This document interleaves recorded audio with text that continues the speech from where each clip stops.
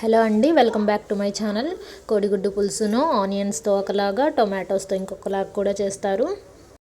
ఇప్పుడైతే నేను టొమాటోస్తో చిక్కగా పుల్లగా ఎలా చేయాలో నేను ఇక్కడ చూపిస్తాను. సో ఇప్పుడైతే వీడియోలోకి వెళ్ళిపోదాం. ముందుగా కోడిగుడ్లను బాయిల్ చేసి పెట్టుకోండి. ఇప్పుడు ఒక బౌల్ తీసుకొని అందులో గుప్పెడు చింతపండుని తీసుకొని నానబెట్టి పక్కన పెట్టుకోండి.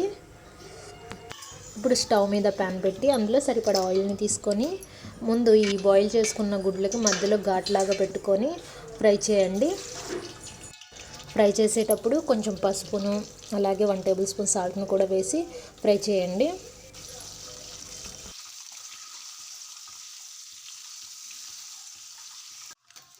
ఇప్పుడు ఈ గుడ్లు కలర్ చేంజ్ అయిన తర్వాత ఒక బౌల్లోకి తీసుకొని పెట్టుకోండి.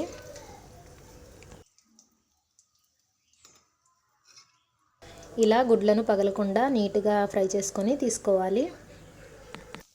ఇప్పుడు గుడ్లను ఫ్రై చేసుకున్న నూనెలోనే 1 టేబుల్ స్పూన్ జీలకర్రను అలాగే 2 టేబుల్ స్పూన్ తాలింపు గింజలను వేసి కొంచెం ఫ్రై చేయండి. ఇలా ఫ్రై చేసిన తర్వాత 3 ఆనియన్స్ని తీసుకొని కట్ చేసి ఇవి కూడా దోరగా ఫ్రై చేయండి. ఇప్పుడు నిలువుగా కట్ చేసిన 2 గ్రీన్ చిల్లీస్ని తీసుకొని వేయండి.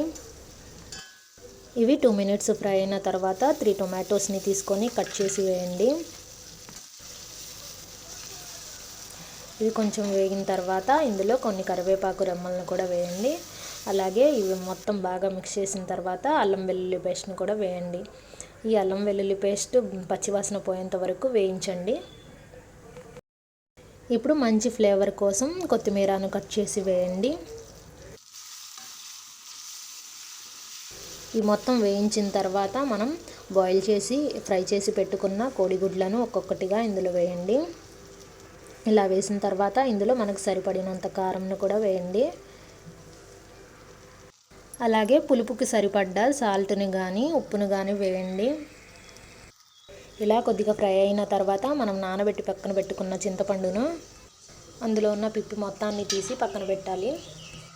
ఇప్పుడు ఈ చింతపండు గుజ్జు మొత్తాన్ని తీసుకొని మనం బాండీలోకి వేయాలి.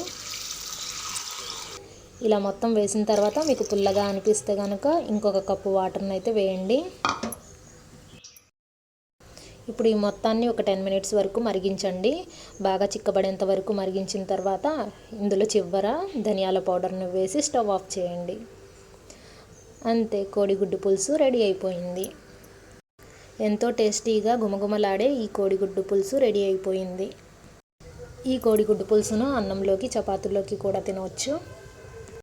నేను ఇంతకుముందు వీడియోలో కోడిగుడ్లతో చామదుంపలతో బెండకాయలతో కలిపి పులుసునైతే చేశాను.